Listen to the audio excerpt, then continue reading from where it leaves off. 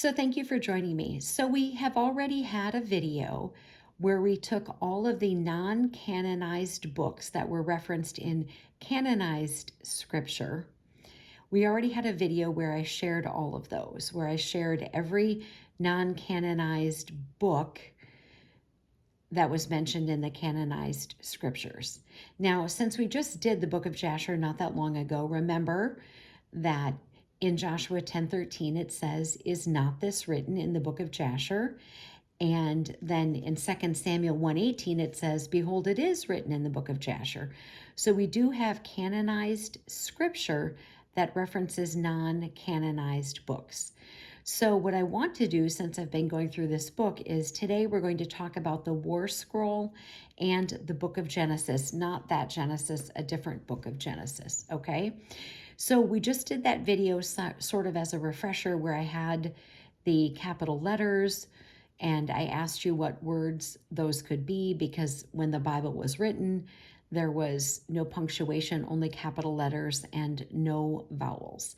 And so that's important because what we're going to see here is that I'm going to tell you that some things were added to just kind of make the storyline reduce inconsistencies and repetition. So again, it's not canonized, but there's some very interesting things.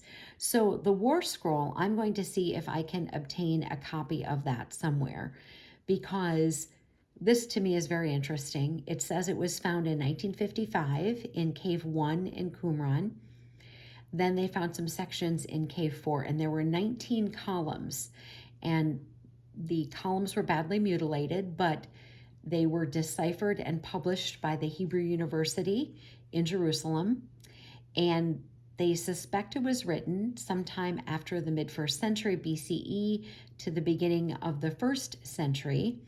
And the author of the War Scroll speaks about the book of Daniel. And supposedly the War Scroll uses rules for religious preparations, fighting, how that's to be conducted, and military things. And so there's a lot of it that is very similar to the book of Revelation, where the sons of light, they're remnants of the Jewish faithful, and they're exiled into the wilderness, but then they come to fight against the sons of darkness. So to me, that's very fascinating. I'm going to see if I can obtain a copy of that. I think that book would be very interesting to read.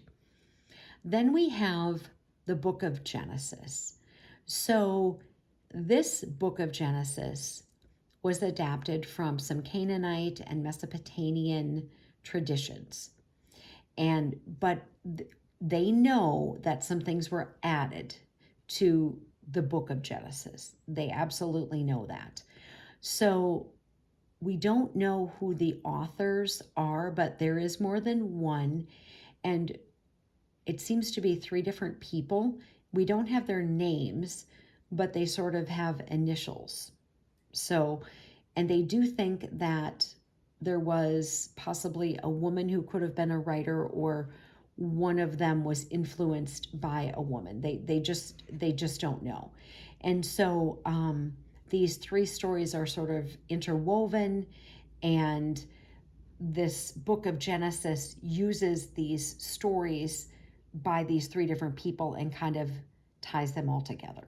So, but it does say that things were added, which is why I wanted to talk to you again about those vowels being omitted, there not being any punctuation, and it's all capital letters. So those are the ones we talked about today. I hope you find this interesting. I think this is quite interesting. Armor up, we ride at dawn. May God bless you as always. Have a great day.